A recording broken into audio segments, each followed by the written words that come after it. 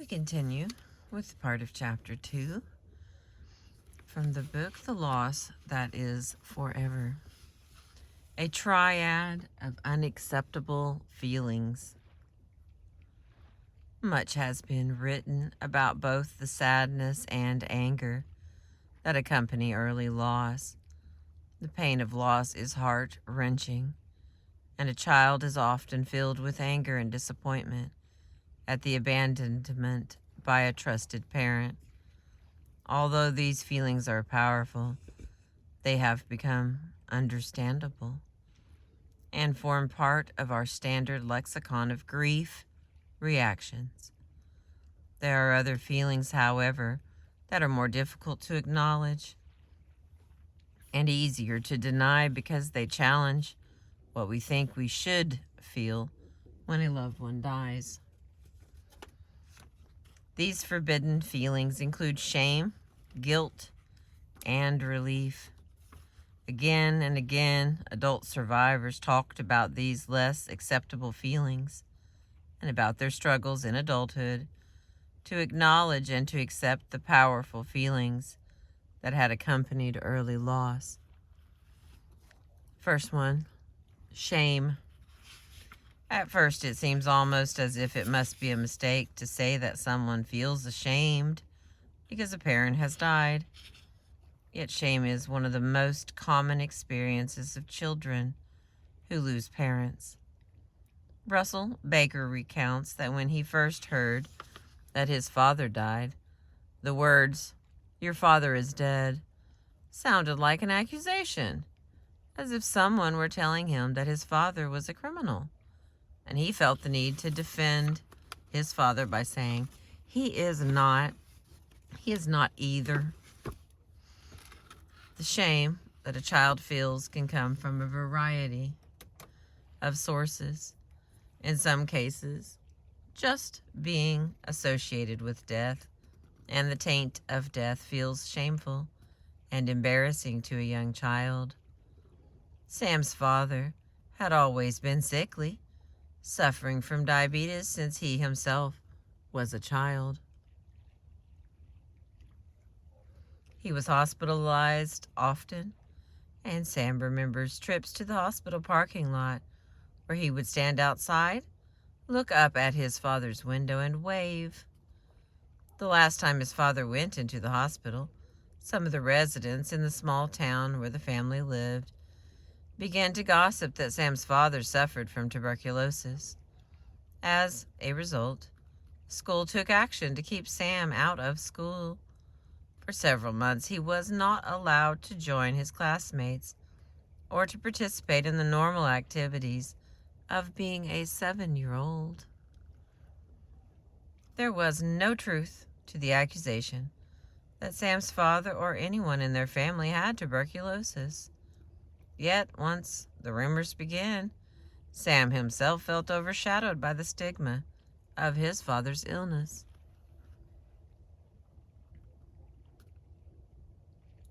For Cynthia, the shame she felt when her father was killed in a plane crash when she was only 11 years old came from her own experience of vulnerability.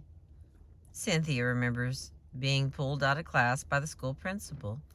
She went with him to his office to be greeted by one of her father's business associates, who told her that her father had just died. Cynthia was to go and wait for her sister in the hallway. She remembers that the wait seemed forever as she tried to control herself, telling herself that if she could only hold on till she got home, then she would be fine. Unfortunately, the wait was too long. Cynthia's sister was kept in class longer than expected, and Cynthia began weeping. She was taken out to a car and asked to wait. She remembers sitting alone in the back seat of a strange car, crying. People would look at her as they went by, and she was overcome, not only by her grief, but by her shame as well. When she got home, Cynthia, Her sister and the rest of her family cried together in a private space where at least the tears seemed more acceptable. Cynthia remembers, however, going numb for the rest of the week as the family prepared for her father's funeral. Her father had been a prominent businessman, and the circumstances surrounding his death drew much attention from the local media. Cynthia remembers that during that week at home, all the rules and routines were suspended. She spent the week playing Monopoly and eating cake, living in a world that seemed less than real. When the week ended, Cynthia was expected to return to school and to act normal. In school, she remembers that she was unable to control her feelings. She would sit in class and just start crying. The teacher would have her removed, and she would be required to stand in the hallway alone. One can just imagine Cynthia's shame as she stood there alone, weeping with her head down. She says, "I lost all my friends because I became the weird one." The school doctor prescribed tranquilizers for Cynthia, and whenever her unacceptable feelings came out, Cynthia was given medication to calm her down. The strong message that Cynthia learned was that it is not okay to cry or to be upset. One must pretend always that everything is fine, since to do otherwise is shameful and humiliating. During that time, Cynthia began to idolize the fictional character Spock on Star Trek.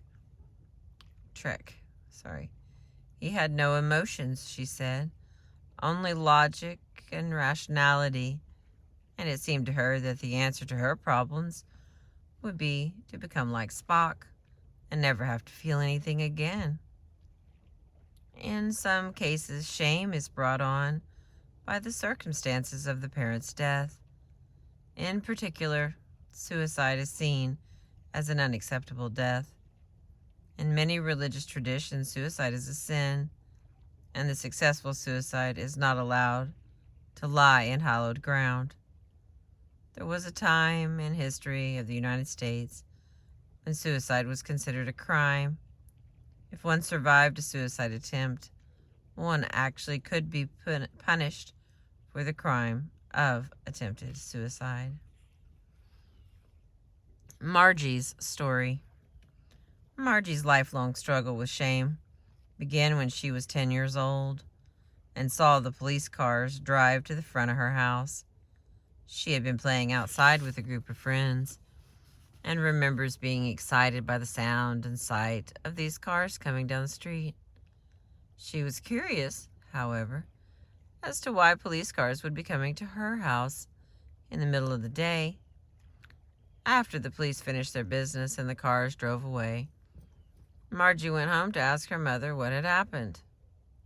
Her mother told her that the officers had come to announce that Margie's father had shot himself.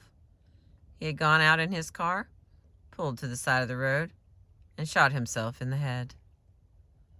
Margie's mother had no explanation for such a death, nor did she know what the appropriate response for a widow might be when the cause of death was suicide.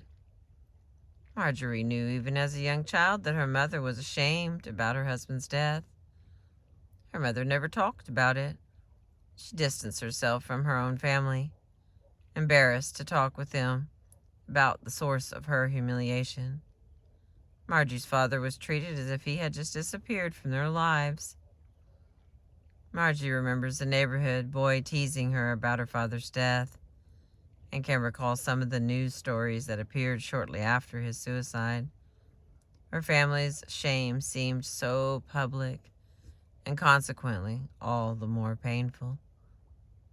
When she was in junior high school, Marjorie remembers that her school bus used to drive by the bridge where her father had pulled his car over and shot himself. Every once in a while on the ride to the school, someone would say, "Do you remember the story about the man who killed himself over there?" Margie would bow her head and not admit that she knew anything about the story at all. Throughout high school, Margie remembers feeling different from the other children. Different because she did not have a father. She says, "I felt like I did not measure up, in part because I had no father, but also because the father I had wasn't what he should have been." Marjorie was eager to leave her hometown, to go away to college, hoping that at college she could leave the past behind her. At college, it would not matter if you had a father or not, since no one had their mother or father close by. She says, "I could finally be judged for me." Yet Margie could not escape the shame of her father's death, and she remembers feeling tentative and shy as father-daughter weekend approached, and she knew she would have to explain to her friends why she was not going to attend. When she returned home to family gatherings, especially occasions that included her father's family, Margie would have to hear stories about what a disappointment her father was. Occasionally one of her father's brothers would say out loud, "Boy, I hope my children don't turn out like him." Although she was unaware at the time that shame and her desperate longing to fit in were operative factors in her choice of a husband. Margie now believes that these were part of the subtle mix that drew her to the man she eventually married.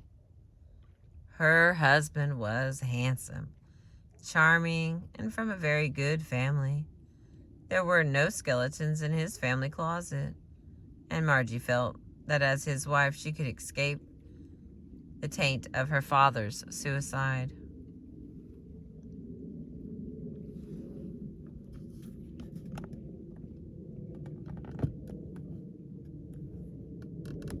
Here comes the sun.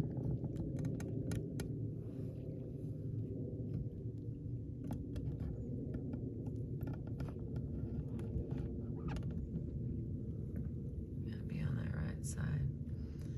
Throughout her adult life, Margie has tried hard to do everything just right, conscious of not wanting to draw any attention to herself and of wanting to be acceptable and appropriate at all times. One of her unstated goals was not to bring any shame on herself or her family. While Margie has enjoyed being a mother and has raised 3 children who have grown into successful and competent adults, she recalls that her children's adolescence was an especially trying time for her. During adolescence, it is not uncommon for teenagers to rebel against their parents and to rebel in very visible ways. Margie's children, not unlike their peers, grew their hair long, wore tattered jeans, and engaged in occasional public pranks. While most parents might be annoyed by some of these behaviors, Margie was mortified. She felt her children were shaming her in front of the community. Now, to her credit, Margie knew that hers was an overreaction, and with the help of a counselor, she came to realize that her fear of being shamed had little to do with her children and had much to do with the legacy of her father's suicide and her own incredible humiliation at being the daughter of a man who had shot himself. Look at there. Got some geese. There's a lot of birds out there. Guilt. Psychoanalytic writers have suggested that children feel guilt at the death of a parent because it is normal for children, when they are angry or upset with their parents, to wish them dead.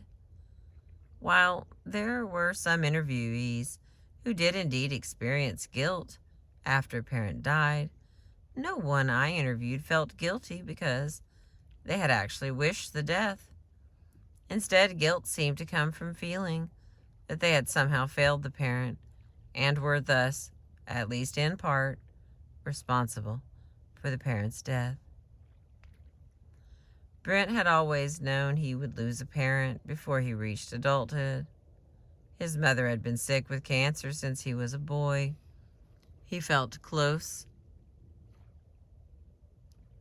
to his outgoing, gregarious father and assumed that when the inevitable happened and his mother died, that he and his father and 2 younger brothers would manage together. So I'm going to move this just a little bit so you can all see it. At least that was my plan.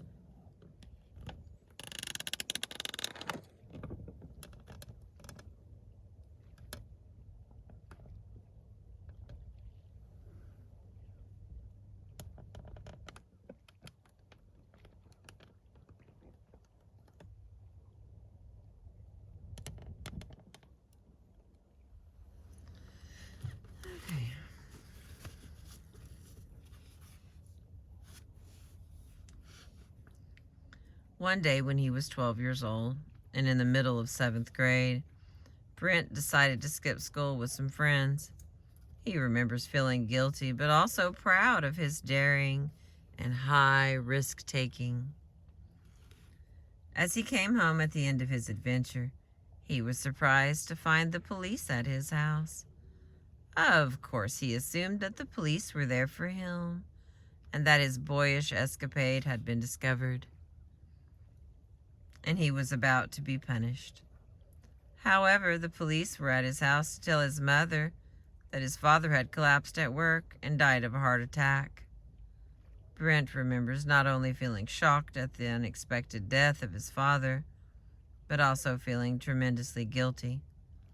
Guilty because he believed that somehow his own truant behavior might have been involved in his father's unexpected and sudden death.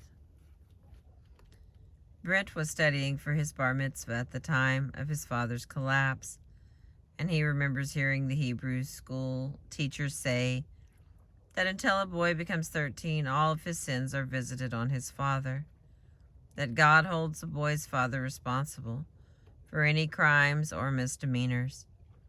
Brent found himself unable to stop feeling guilty that somehow his own behavior had killed his father. As he grew into adolescence, Brent again felt guilty because he believed that he used his status as an orphan to gain pity from other children. When he would meet a young girl, he would reveal his vulnerability and talk about his loss. It never occurred to him that his popularity derived from his outgoing and warm personality.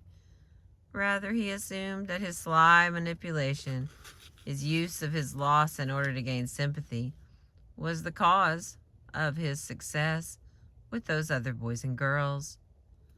Throughout his young adulthood, Brent continued to feel guilty whenever he was treated warmly or lovingly.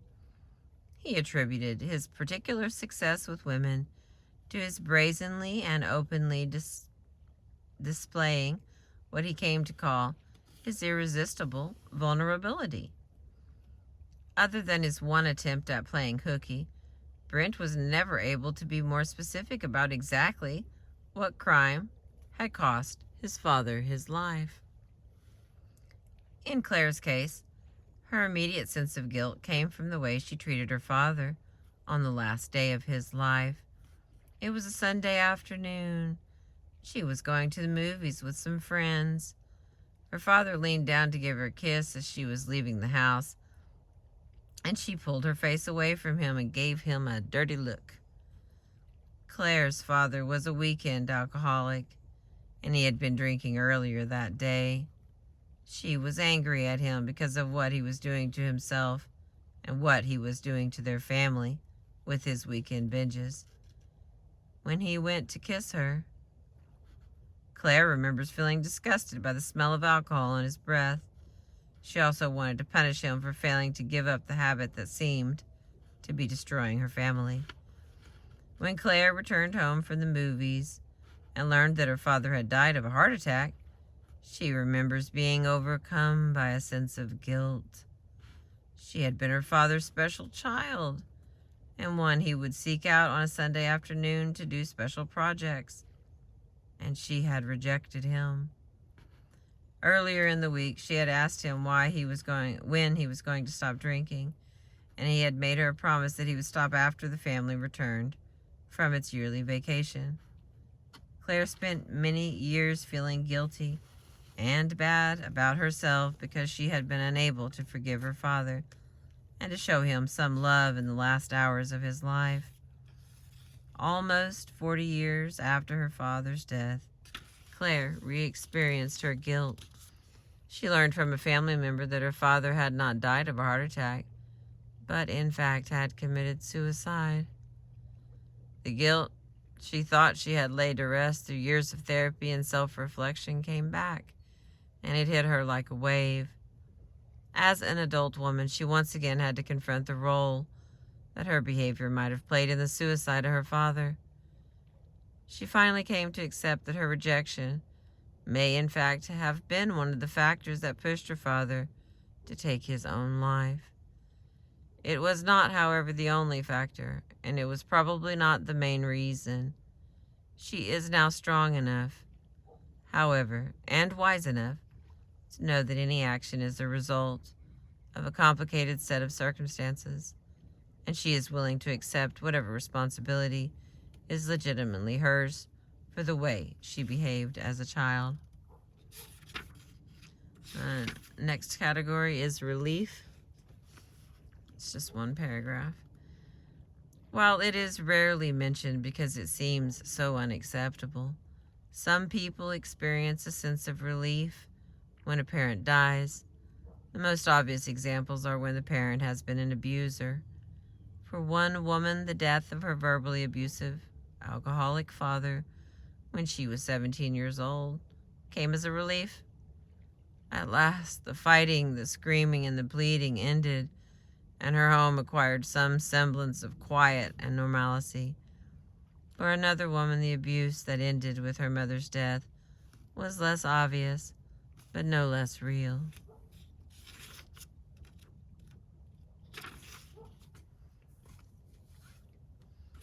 I think I can finish chapter 2 here. This last part is called Donna's story. When Donna was 5 years old, she learned that her mother was sick. The family was traveling to a local resort for a brief vacation, and while they were